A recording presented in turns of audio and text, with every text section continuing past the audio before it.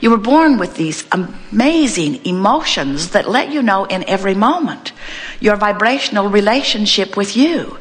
But before you can really understand your vibrational relationship with you, you've got to understand that there are 2 points of vibration within you. There's the vibration that comes forth from who you really are as source, and then there's the vibration that comes forth in response to what you're thinking right now. So right now, if you're thinking about how much you love someone, you're in alignment, because that's what your inner being is thinking also. If in this moment you're thinking about how wrong they are, or how insensitive they are, or how much they have betrayed you, the negative emotion you're feeling as you have those thoughts is there because your inner being is not having those thoughts. Your inner being is looking at the best of them no matter what you're doing. So when you find the worst of something, you separate yourself to some degree from the vibration of who you are. When you look for the best of something, you come closer into alignment. Some of you have been listening to us for a while, and we've been talking for a long time about this emotional guidance scale. We talk about how on the good feeling end there's love and appreciation and joy and eagerness and passion, all those good feeling emotions, and also your perception of your power and freedom. And on the other end are really bad feeling emotions like depression or despair or fear, and your perception of disempowerment, and of course everything in between. And sometimes you get the feeling that we're so wanting you to be up in this good feeling vibration that you should do everything you can to get there, and we say, problem with that thought is you can't get there instantly, and when you want to be someplace that you're not, you don't move toward it, you move away from it.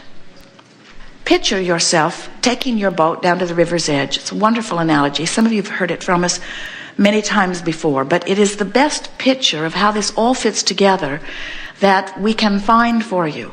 You take your raft down to the river, you have your oars already in it, and most of you, dear beloved human friends, turn your raft upstream and begin paddling very hard against the current.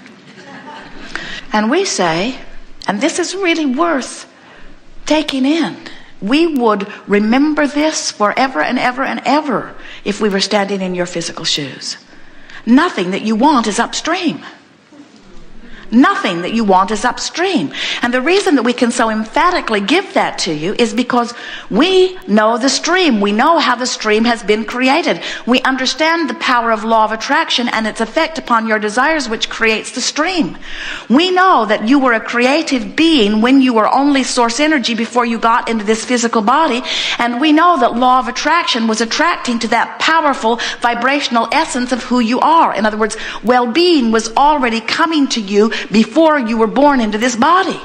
And then we saw you be born into this body as you set forth that intention. And then we saw law of attraction responding to the vibration of who you really are and the vibration of who you're being in this moment. Isn't that interesting? Every thought you think, everything you are, law of attraction is like a giant magnifying glass that's laid over it and amplifying every aspect of it. So you have this duality going on within you almost in the moment that you are born, as the source energy part of you is summoning the well-being to you, which it has amassed over the eons of your existence, and you, even in your little infant form, are attracting to you by virtue of the vibration that you're offering. Now, many people say, oh, Abraham, how much could a little infant being begin vibrating and therefore attracting as soon as they are born? And we say, you would be knocked over if you understood that that little being learned to vibrate while it was even in its mother's womb.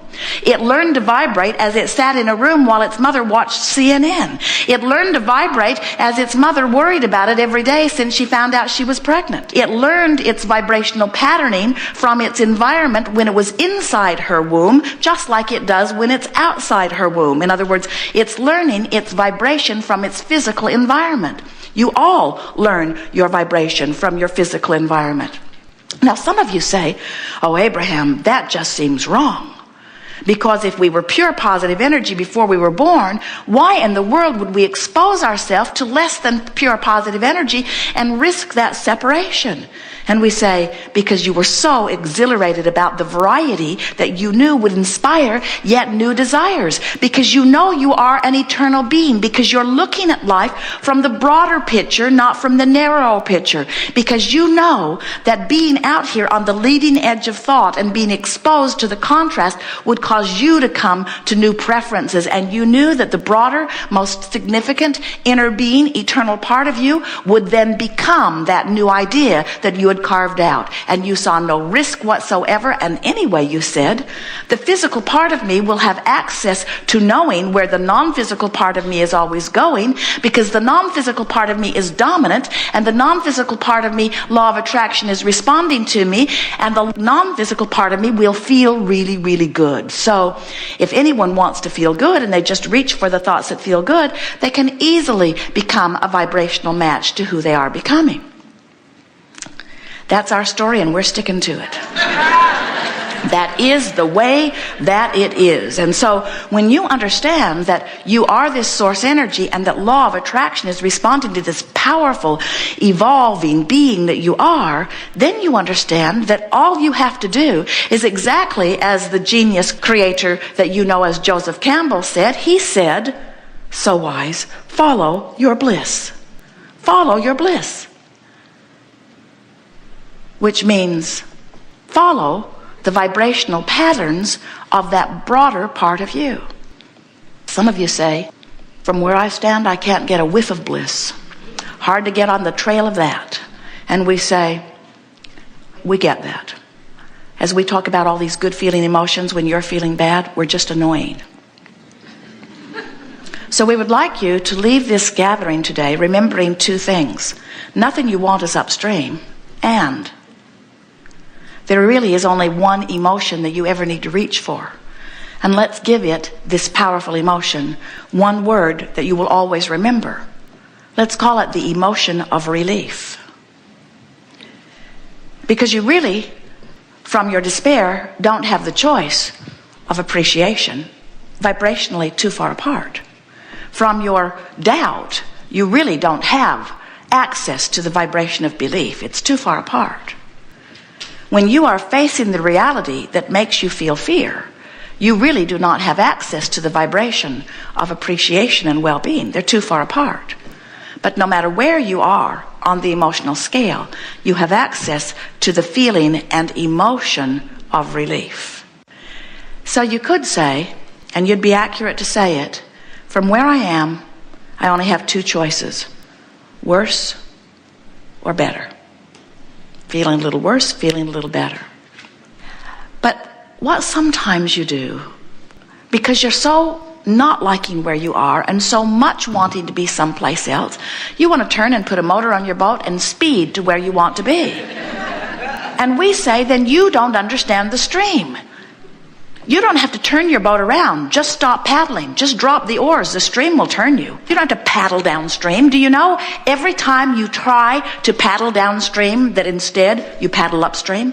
Every single time you say, oh, this is hard, I need to give this something more, you turn upstream every single time. When you say, I'm sick and I want or need a healing, everyone that we've ever seen reaching for a healing turns and goes upstream.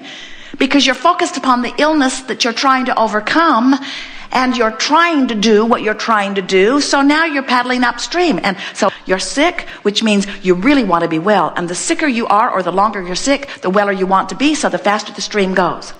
But the more you look at where you are, the more you turn upstream. So your sickness gets more and more and more acute, because the more you're sick, the more you want to be well. The more you want to be well, the faster the stream goes. The faster the stream goes, the more you notice you're not where you want to be. The more you look upstream, the more this faster and faster and faster moving current moves against you, who is not moving with the flow. The stream beats you up. You get really, really, really, really sick, and you say, I don't understand what's happening. And we say, your own desire is pulling against your own resistance. There, we finally said it. You're doing it all. You created the speed of the stream, and you are creating the resistance. You're doing every bit of it, you see.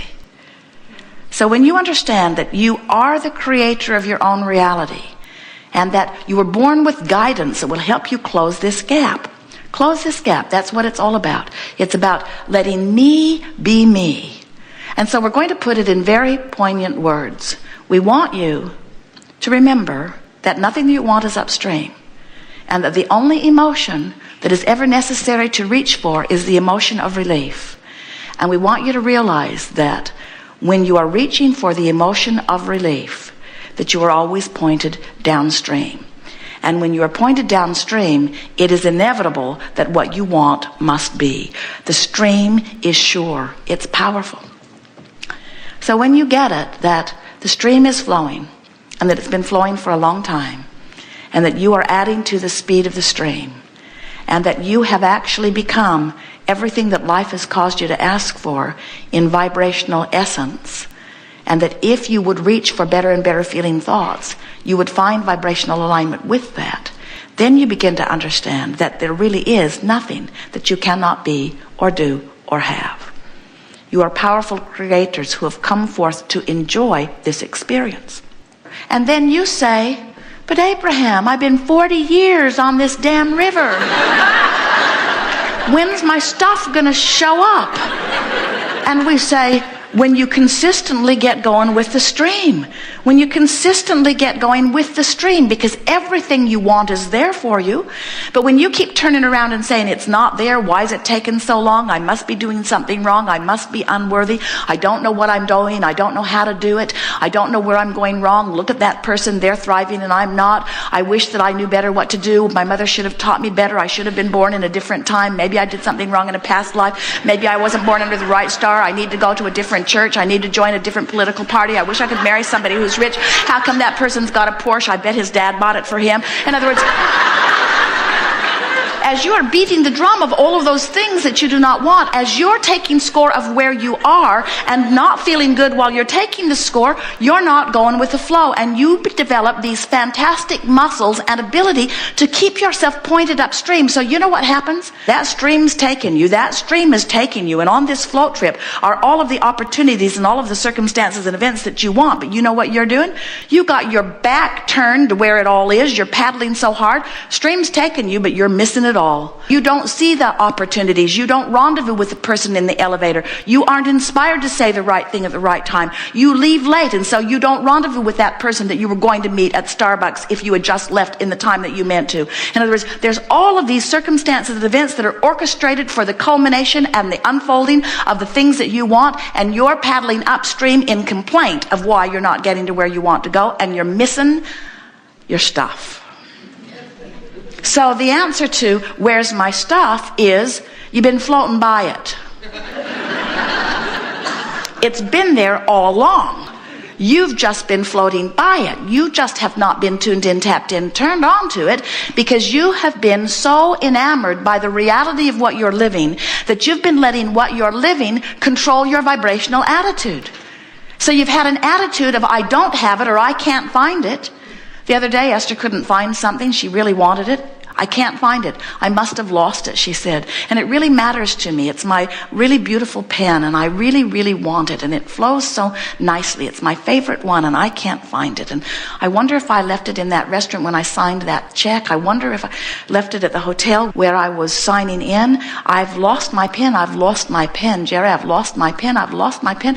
I've lost my pen. I've lost my pen. I've lost my beautiful pen. I've lost my pen. Did you take my pen? Were you using my pen? Did you see what I did with my pen? I can't find my pen. I really, really want to find my pen. I need this pen. I really need this pen. No other pen flows like this pen flows. I've never had a pen that I liked as much as this pen, and I cannot find this pen. And Jerry said, let's go buy you another pen. So they were in a place where there were lots of stores, and they went into one store after another. We have no pens. We have no pens. No, we have no pens. We used to have pens.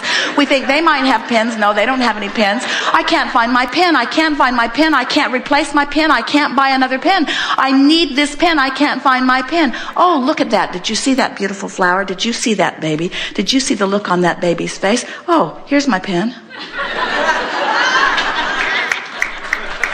In my purse, right where it had been.